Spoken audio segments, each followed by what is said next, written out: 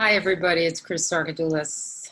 Um, where we left off last time in our Soundbite seminars is that we were looking at a little bit at the question of, well, what is the role of simple information as we know it today in the field of health literacy and in a world of very complex health and science? And I think COVID presents, as I was saying, to a very unique, concentrated encounter of how I think we need to rethink simplicity.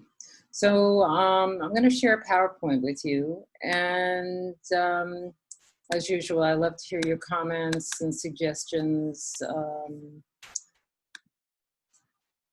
for what we talk about and what we should be talking about next. And this is simple is not a nearly good enough as I see it in this situation, okay? So we know there's ample evidence, there's more than ample evidence from the last 30 years that there is this persistent divide between people who are supposedly low health literate and certainly low science literate and the rest of the population. And that's at least half the population that we're talking about who have limited fluency with health and science ideas.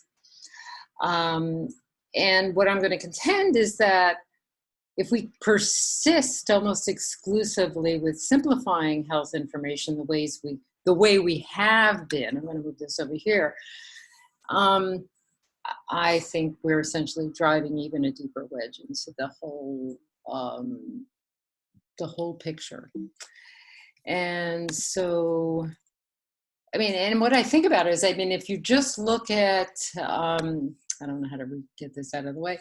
If you just look at the science and health concepts that have entered into the popular discourse just in the last 5 weeks, things that we didn't talk about every day before, and we're talking about every day now: viruses, transmission, public health surveillance, community spread, containment, immunity testing, convalescent plasma, which is something I just began hearing this past week, PPE, high throughput, flatten the curve, which is what I want to talk about today, the apex of the outbreak, containment, social distancing.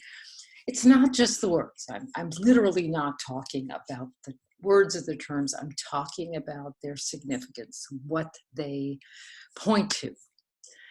And I might as well tell you the end, which I always seem to do at the beginning. The divide is dramatically foregrounded in these complex emergencies because what we're looking at is complex information that we're being asked to take in some way, and to a lesser or greater degree, we're taking in that information. How are coronaviruses transmitted between people?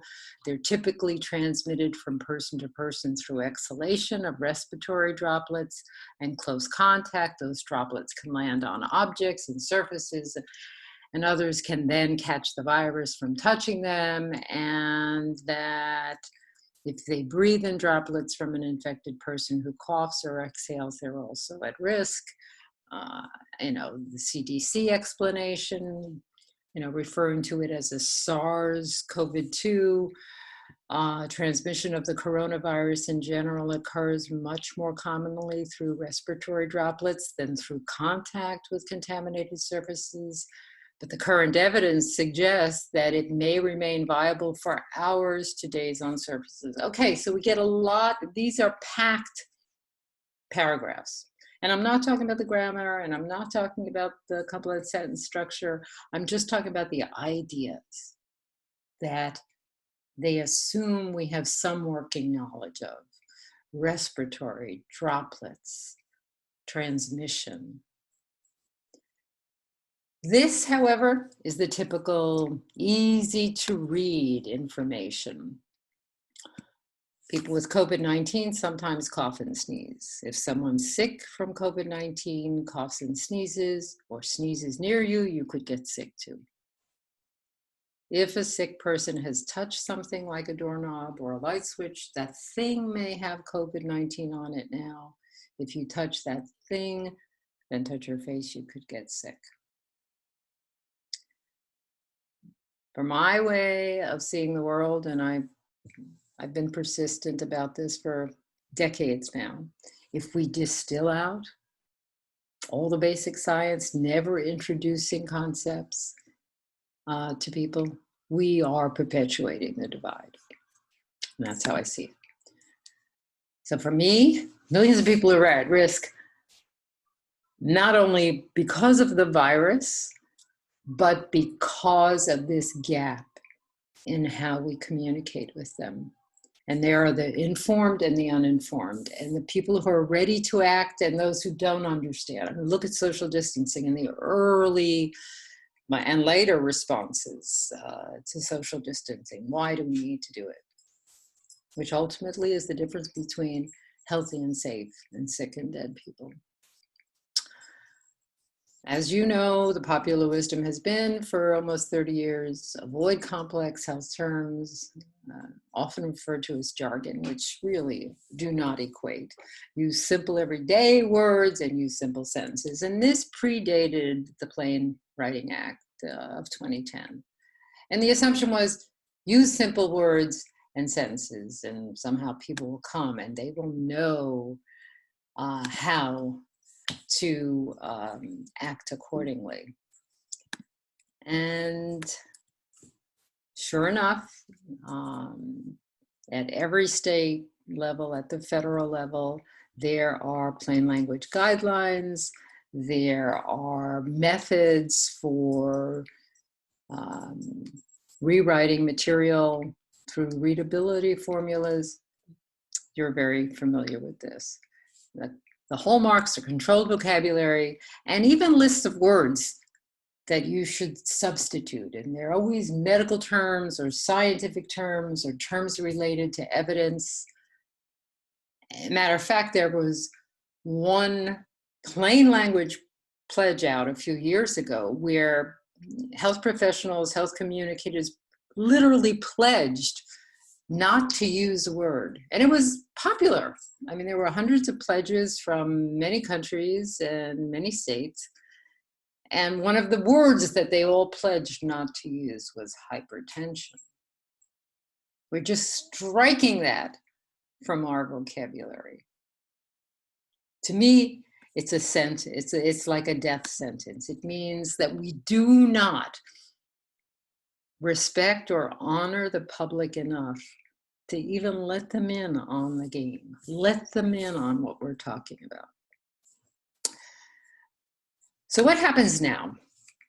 The call went out, as I expected it would, on health literacy discussion lists and health communications discussion lists. Does anybody have, health literate appropriate information on coronavirus, easy to read material on social distancing, easy to understand material about mental health and stress, the sort of plain language pret-a-porter, as I call it.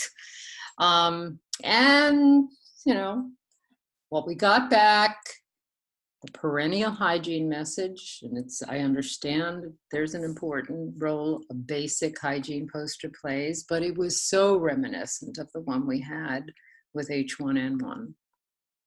I couldn't fail to notice the difference. And then, of course, the endless amount of simplified, simple, but very complicated writing. A vaccine protects the body from an illness. There is no vaccine for coronavirus.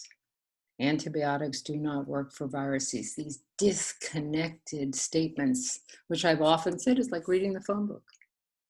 And trying to make meaning out of this is very tough stuff. This is not how we talk. This is not how we read.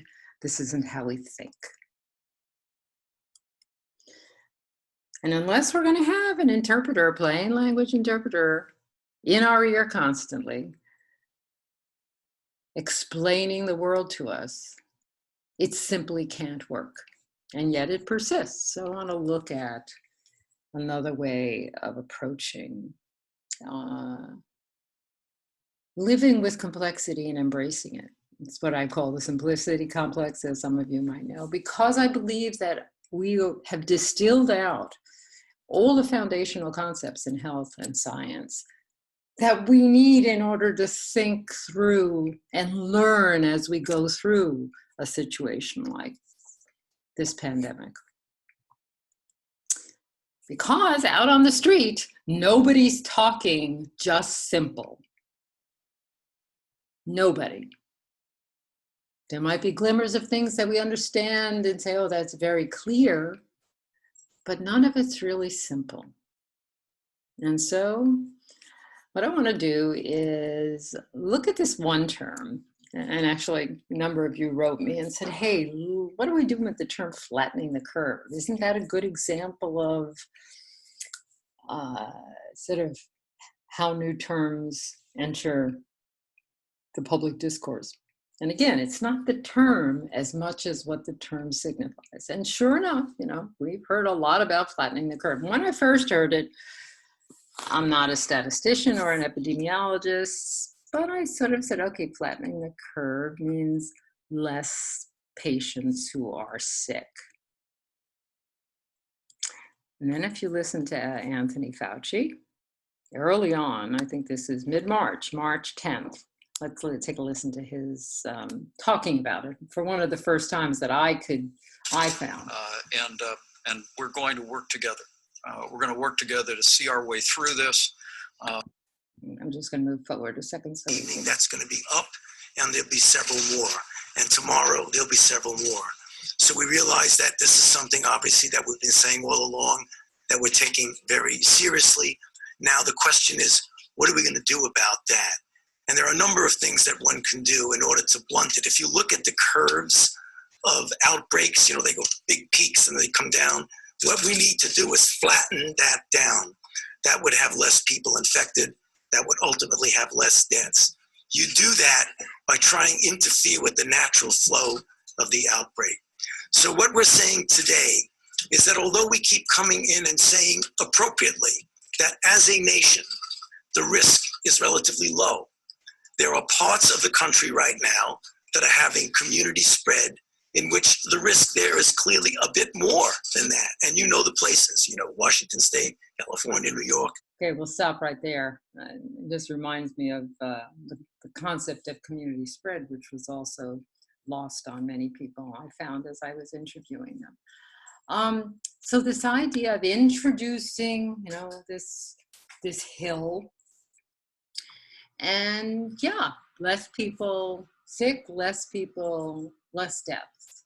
But as you go on and you live through these conversations and you read about it more, and people are talking about flattening the curve more, we're only as strong as every community, every county, every state, every American following the guidelines to a T.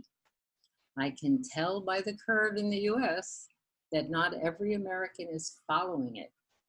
This is really a call to action. We have a lot of discussion this week of we've got to make sure we have flattening of the curve before we attempt to open businesses and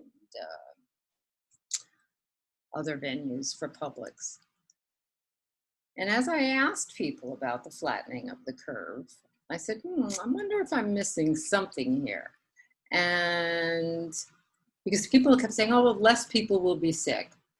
So of course I went to Wikipedia, and it says flattening the curve means slowly the spread of the epidemic, slowing it so that the peak number of people requiring care at a time is reduced and the healthcare system is not overwhelmed. So it's not just the total number of people, it's the rate of people who are sick at any given time and the importance of not crippling the healthcare system, which, as far as I can tell,